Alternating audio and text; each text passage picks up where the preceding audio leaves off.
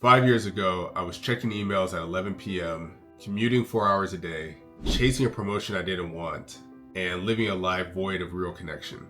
So now, I've seen the sunrise in Ibiza, I've had live chats in Cyprus, and I've danced with new friends in Zambia. But here's what nobody tells you about the digital nomad journey. It's not about the places you go, but about the purpose you fulfill. So hey everyone, I'm Brian. And in 2020, like many of you, I was caught in the chaos of the pandemic. I was working 70-hour weeks at a startup, I was living for the weekends, and I was constantly feeling like I was running on empty. But then life gave me an unexpected gift. I was laid off. That moment forced me to ask a question that changed everything. What if the life that I was working so hard to build wasn't actually the life I wanted? Since then, I've worked as a digital nomad in 11 countries. Not as a tourist rushing through bucket lists, but as someone who's learning to slowly create a life that's meaningful and purposeful on my terms. Today, I'm going to share 5 lessons that completely transform the way I look at life, work, and what really matters. Number 1, slow travel is best. Growing up, my parents always taught me that travel is your greatest teacher. I'll add to their sage advice and say that slow, immersive travel is your greatest teacher. Rushing to board a plane, exploring a destination for 5, maybe 10 days, then rushing to report back to work should not be the goal. We call these people fast travelers, or those who travel at a fast pace in order to scratch the surface on as many places as possible rather than dive deep. There's nothing wrong with this type of travel, but it perpetuates the same hustle and bustle we're accustomed to back home and removes the opportunity to really engage with the place you came to visit. Instead, strive to be a slow traveler.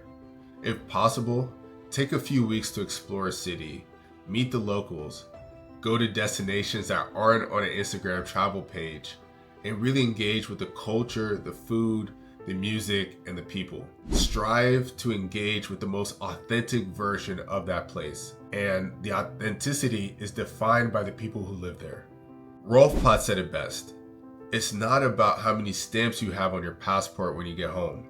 The slow, nuanced experience of a single city is always better than the hurried, superficial experience of 40 countries. Lesson number 2, run your own race. In a recent study, Harvard Business Review shared that 75% of people reported feeling envious in the last year. I would go even farther to say that the percentage of folks mired by the perception of others may be even more. Kurt Vonnegut wrote, "Write to just please one person." And I believe we can interpret that quote in a couple of ways. The first is, write your story for yourself. A story that is rooted in intention, meaning, joy, and purpose. But also write it for the person that may be inspired by your tale and perhaps try it on for themselves. Your friends and family may not understand what you're doing, and that's okay. But don't be scared to challenge the status quo in fear of what others may think or say. Spend your life rooted in intention and use the knowledge gained to benefit everyone in your sphere of influence. Lesson number 3, simplify your life. Being a digital nomad implies you can work from anywhere at any point. So buying the latest Lexus or designer bag might not be worthwhile if you can't always take it with you. What's more, buying a luxury vehicle or luxury item might limit the time that you can spend abroad.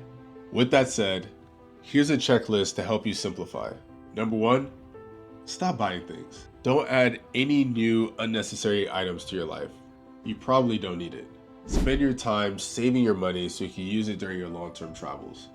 And the third thing, eliminate the noise. In order to be effective at remote work, you need to simplify your work patterns, team communications, and introduce easy-to-use tools and techniques that allow for things to get done. Whether it's a virtual office or a Wi-Fi hotspot or silence notifications, you need to create an environment that allows you to get things done no matter where you are. All right, you know what? I got one more for you guys. Rein in your routine. Live humbly and invest the difference into your travel fund. Stop all the non-essential activities like excessive partying or drinking or eating out. Live a more disciplined lifestyle. And as Jocko Willink always says, discipline equals freedom. So the fourth lesson here is decide, pitch, and experiment. Many people watch this video and say, look, Brian, I love to be a digital nomad, but my company doesn't allow me to work remotely, nor does my role really require me to be in the office. So the keynote here is most employees want to do good work, and all they need is the tools and conditions necessary to do that work. As an employee, your business case should prove that remote work furthers the company's interests. This could take the form of increased productivity, reduced employee costs, or even new market business development. A decision is the beginning of a process, not the end of one. So make the decision to be a digital nomad. Don't obsess over all the options, and be satisfied with the outcomes that you're able to generate. So once you're a digital nomad, try it out for a while. Experiment living in a couple of cities and see how you enjoy the work-life balance. The beauty of being a digital nomad is you don't have to do it forever. It's a reversible decision. So if you find that you're not enjoying it as much as you thought you would, you can always go back to your previous life. Try it out, feel out the concept, and see how the process unfolds. Last but not least, lesson number 5, die with zero. Bill Perkins wrote a book called Die with Zero a few years ago. And the main premise of that book was to challenge individuals to die with $0 in their bank account, having invested all that money in lived experiences so that they could get a compounding return on memories over the duration of their lives. One quote said, "The sad truth is that too many people delay gratification for too long or indefinitely. They put off what they want to do until it's too late, saving money for experiences they'll never enjoy."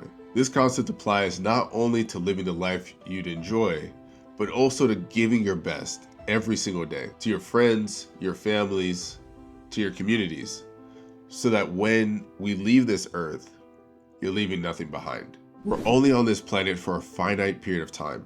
Don't delay living purposefully until it's too late. Your job on earth is to love and serve others.